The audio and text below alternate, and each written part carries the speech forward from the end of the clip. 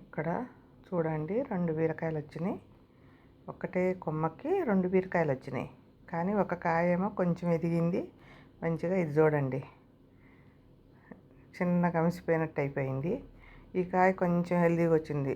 ఇది అంత హెల్దీగా అయితే ఏం రాలేదు, పర్వాలేదు. దీని మీద ఒకటే కొమ్మకు వచ్చేసరికి మరి బలం సరిపోలేదేమో. అయినా బలం సరిపోయినా సరిపోకపోయినా ఈ సమ్మర్లో అంత హెల్దీగా అయితే ఏమి రావు అసలు. ఇది చూడండి ఇక్కడ కూడా అంతే, ఒకటే కొమ్మకు వచ్చినాయి కానీ ఒకటి కొంచెం మంచిగా అయింది, ఒకటేమో చూడండి అట్లా అదేంటో కుక్క మూతి లెక్క వచ్చేసింది. మళ్ళీ ఇక్కడ 2 వచ్చినాయి జంటలు, 2 బాగా హెల్దీగా వచ్చినాయి. అంటే ఇది వేరే కుండీలో ఉంది. మినిమం అసలు తీగజాతులకు కొంచెం లోతు కొంచెం వెడల్పు కూడా ఉంటేనే తీగజాతులకి కొంచెం బాగా వస్తాయి. Hi hello, welcome to my channel Telugu home gardening. ఈరోజు వీడియో ఏంటంటే కొన్ని హార్వెస్ట్ వీడియోనండి. కొన్ని దొండకాయలు అయితే చాలా బాగా వచ్చినాయి ఈసారి. దొండకాయలు, ఈ బీరకాయలు, అవి ఆకుకూరలు కొన్ని ఉన్నాయి, అవి హార్వెస్ట్ చేసుకుందాం.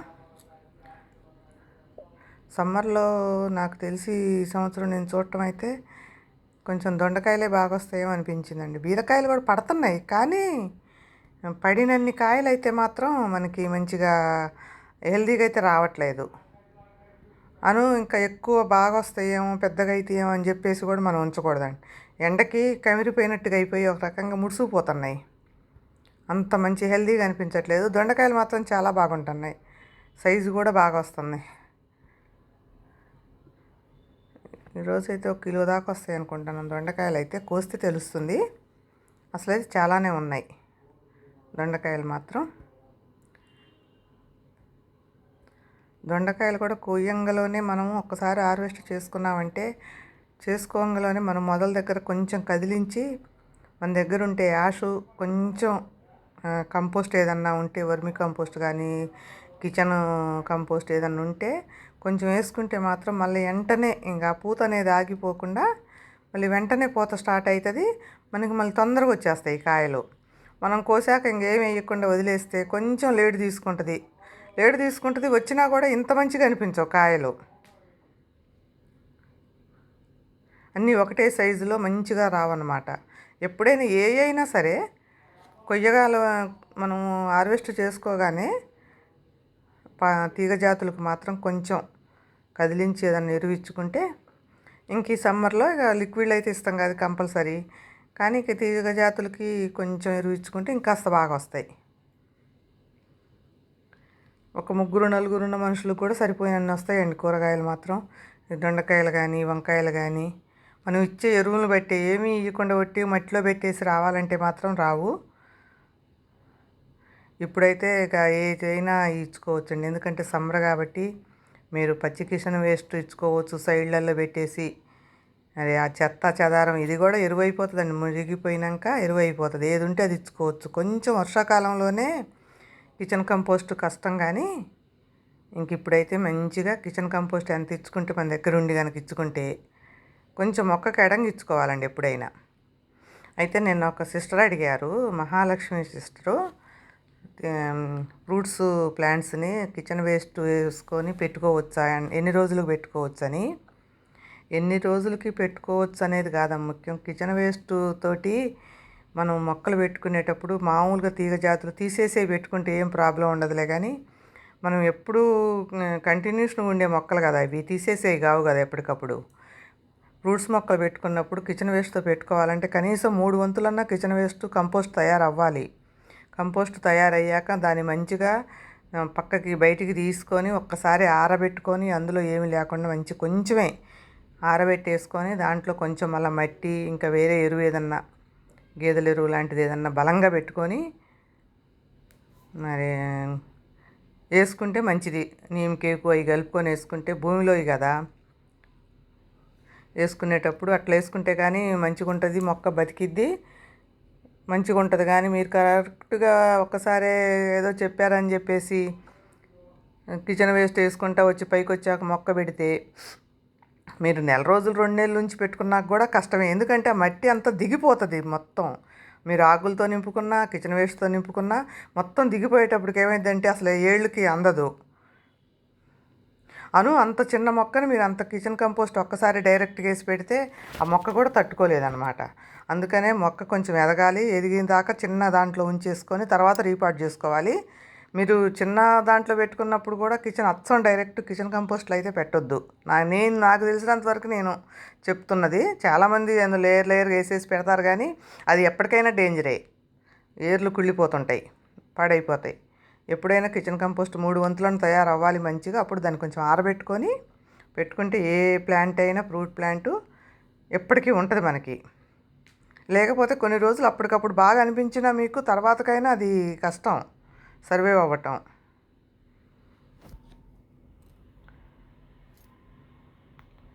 దొండకాయలు అయితే చూడండి చాలానే వస్తున్నాయి. కాకపోతే ఆకుల్లో తొందరగా కనిపించవండి అసలు. ఆకులు అవి ఒకేలాగుంటాయి. మా విజయ కింద కూర్చొని చూస్తాను. నేను ఇప్పుడు దాకా అక్కడెక్కడే కూర్చున్నా, నేను అవి చూడనే లేదు. ఇది చిన్న దాంట్లోనే ఉందండి, కూలర్ టబ్లో ఉంది.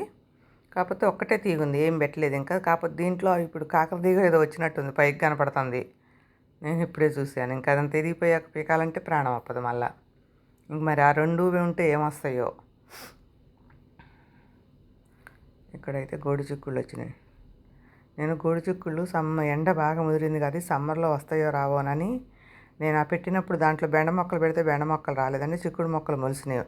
అదొకటి ఇదొకటి పెట్టాను. ఇంకా నేను అసలు ఎప్పటి నుంచి అసలు ఏమీ వేయట్లేదు దానికి. అవి ఈ ఎండకు వస్తాయో రావు, ఎందుకులే మళ్ళీ ఎరువులు వేయటం వేస్ట్ అన్నట్టు. కానీ పూత బాగానే నిలబడుతుందండి. అంటే సమ్మర్లో కూడా చిక్కుడుకాయలు అయితే బాగా వస్తాయని అనిపించింది. మరి ఎంతవరకు వస్తాయో కానీ నా దగ్గర ఉంటాం ఒక 7-8 మొక్కలు దాకా ఉన్నట్టున్నాయండి. ఇంకా చిన్న చిన్నగా ఉన్నాయి కూడా తొందరగా ఎదిగిపోయినాయి. మరి ఎందుకో అందుకే వీటికి కూడా కొంచెం అంత ఎరువు ఇచ్చి మంచిగా కదిలిస్తే మనకి ఇవన్నా వస్తాయండి సమ్మర్లో.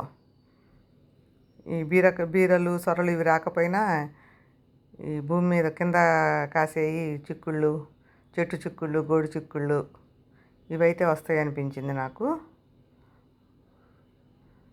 చూడండి మట్టి కూడా అసలు పాపం డ్రై అయిపోయింది బాగా, కానీ హెల్దీగానే ఉన్నాయి మొక్కలు.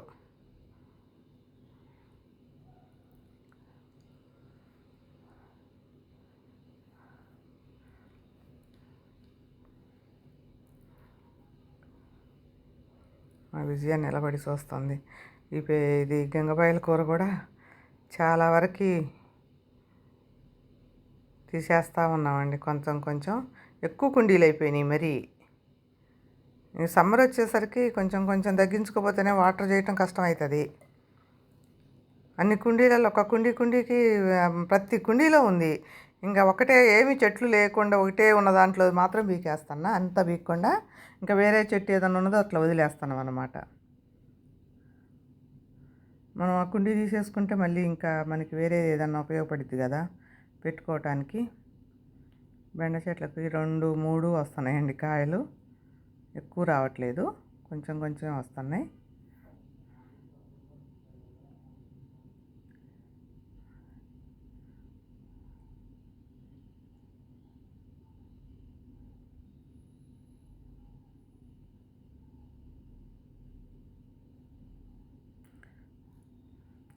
నేనైతే షార్ట్స్ పెట్టేవాళ్ళు అయితే రోజు అయితే చూడట్లేదండి. ఎందుకంటే మన వీడియోలు ఏమో 10 నిమిషాలు, 15 నిమిషాలు, 20 నిమిషాలు కూడా ఉంటాయి. వాళ్ళేమో 1 మినిట్ పెట్టి మనం వాళ్ళని చూసి మళ్ళా మనకి చూడలేదని వాళ్ళకి కూడా అనిపిస్తుంది కదా, మా వాళ్ళు పెట్టారు మనం చూడలేదు అన్న ఫీలింగ్ ఏమైనా వస్తుందేమో అని చెప్పేసి నేనే బంద్ చేశానండి. ఒక 5, 6, 10 అట్లా అయ్యాక చూస్తే వాళ్ళు ఆ రోజు పెట్టిన వీడియో చూస్తే వాళ్ళకి కొంచెం బాధ అనిపించకుండా ఉంటుందేమో. మరి మనకేమో ఏదో శాస్త్రం ఉంది కదా, మనకేమో యూస్ కావాలి, అవర్స్ కావాలి. వాళ్ళు ఏమో అయిపోయిన వాళ్ళకేమో మనకి ఇన్ని రోజు చూడాలంటే కొంచెం కష్టం అనిపిస్తుందేమో అన్న ఫీలింగ్ తోటి మనమే కొంచెం ఇదిగా ఉండాలి, కష్టపెట్టకుండా అని చెప్పేసి నేను షార్ట్స్ పెట్టే వాళ్ళ అయితే మాత్రం ఒక 5, 6 అట్లా అయినాక ఒకసారి చూస్తాను. ఒకరోజు చూస్తే ఆ రోజు మన వీడియో ఏదైనా పెట్టామనుకోండి, వాళ్ళకి చూడటానికి కొంచెం కష్టం అనిపించకుండా ఉంటుంది. అదే మనం రోజు పెడితే రోజు చూడకపోతే ఏమనుకుంటారో అన్న ఫీలింగ్ ఉంటుంది. ఆ ఫీలింగ్ అయితే ఏమీ లేదండి, ఎవరు అట్లా అనుకోవద్దు. కాకపోతే మేమైతే రోజు పెట్టకపోతే మాకైతే ఎనిక్కిపోతున్నాయి కదా అవర్స్ అని చెప్పేసి మేము రోజు పెడతాను. రోజు చూడాలి చూడకపోతే ఏమైనా అనుకుంటారేమో అన్న ఫీలింగ్ అయితే ఎవరు పెట్టుకోవద్దు అసలు. చూసినా ఒకటే చూడకపోయినా ఒకటండి, బాధ అయితే ఏమి లేదు.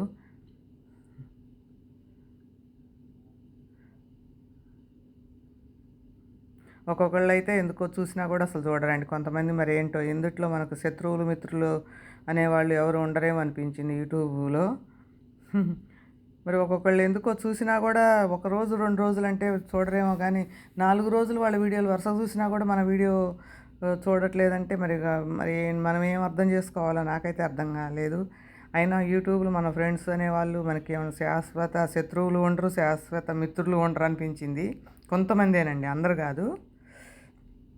మరి ఎందుకు అలాగా చేస్తారో నాకు అర్థం కాదు. అది భవానీ కుస్మా గారు ఎంత వివరంగా చెప్తారో నాకు భలే వినబుద్ధి అవుతుంటుంది.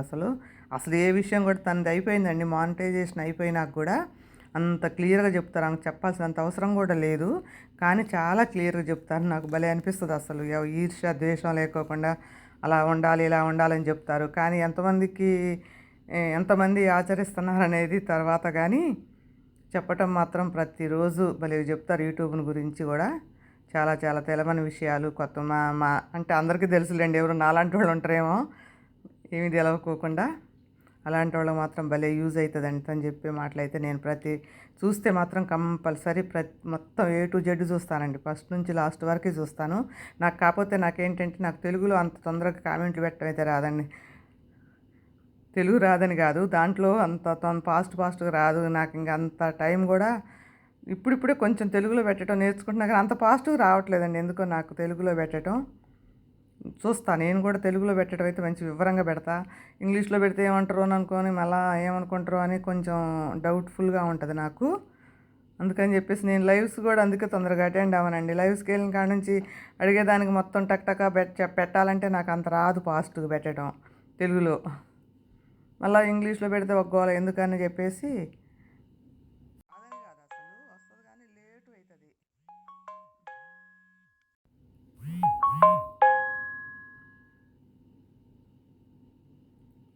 అందుకే ఏమనుకోవద్దండి లైవ్లోకి రావట్లేదని. వీడియోలు మాత్రం పెట్టండి, వీడియోలు మాత్రం కంపల్సరీ మొత్తం చూస్తాను. పెద్ద పెద్ద కామెంట్లు పెట్టకపోయినా మామూలు కామెంట్ అయితే పెడతా. కాకపోతే అన్నిటికీ ఒకే రకంగా బాగున్న వాటికి బాగలేని వాటికి ఓ అని అయితే పెట్టను. మంచిగా అనిపించిన వాటిని మంచిగా అనాలండి. మరి ఏమీ లేని దానికి కూడా అంత ఓ పెట్టేస్తే కూడా చుట్టానికి కూడా కొంచెం ఇదిగా అనిపిస్తుంది. ఏమీ లేకపోయినా కూడా ఎందుకు అంతగానంగా ఓవర్ యాక్షన్ చేస్తున్నట్టు అనిపిస్తుంది. కాకపోతే చూడరండి, చూడకుండా పెట్టేస్తారు వాళ్ళు. నిజంగా కరెక్ట్ చూస్తే అట్లా పెట్టరు, చూడకుండానే. నాది హార్వెస్ట్ వీడియోలకి మీ రెసిపీ చాలా బాగుందండి అంటారు. మరి నేను ఏంటి ఇవే ఫర్టిలైజరు పెస్టిసైడ్స్ అవి పెడితేనేమో హార్వెస్ట్ చాలా బాగా చేశారండి ఈరోజు అంటారు. మరి ఇంకా ఏందో పెడితే గార్డెన్ బాగుంది అంటారు. అసలు చూసి పెడతారో చూడక పెట్టరో నాకు అర్థం కాదు అసలు. కనీసం ముందు చూసేటప్పుడన్నా ఒక వెనక నుంచి ముందు నుంచి వెనక ఒకసారి చూసన్నా పెట్టండి అమ్మ. మరి వేరే చూసేవాళ్ళకి కూడా ఇంత ఇంట్రెస్ట్ లేకోకుండా చూస్తున్నారు అన్నట్టు అనిపిస్తుంది వీడియోస్ కామెంట్లు చూస్తే. అందులో ఏదన్నా మ్యాటర్ ఉంటేనే మంచిగా పెట్టండి, కానీ ఏమీ లేకుండానే ఓ అని పెట్టేస్తే మరీ ఎబ్బెట్టుగా అనిపిస్తుంది అసలు. అబ్బాయి అనుకుంటా. మా విజయ గారు అయితే పైకి ఎక్కింది, ఏమి లేవండి, ఒక గుప్పెడు వెళ్తాయేమో కూరగాయలు. చెట్టు చిక్కుళ్ళు ఉన్నాయండి, అవే కోసుకొని వచ్చింది కొన్ని. ఇవ్వండి కూరగాయలు అయితే ఈరోజు బాగానే వచ్చినాయి. ఎప్పటికి రావు అనుకుంటా వస్తూనే ఉన్నాయి. ఇంకెన్ని రోజులు వస్తాయి చూడాలి. కాకపోతే ఏమి రాకపోయినా దొండకాయలు అవి అయితే వచ్చేటట్టే ఉన్నాయండి, బాగానే వస్తాయి అనుకుంటున్నా మనం ఇచ్చే లిక్విడ్లకి. ఈరోజు వీడియో అయితే ఇంతేనండి. Thank you for watching. ఇవన్నీ ఒక దాంట్లోకి సర్దేసుకొని పెట్టేస్తాం ఫొటోస్ పెడతప్పుడు.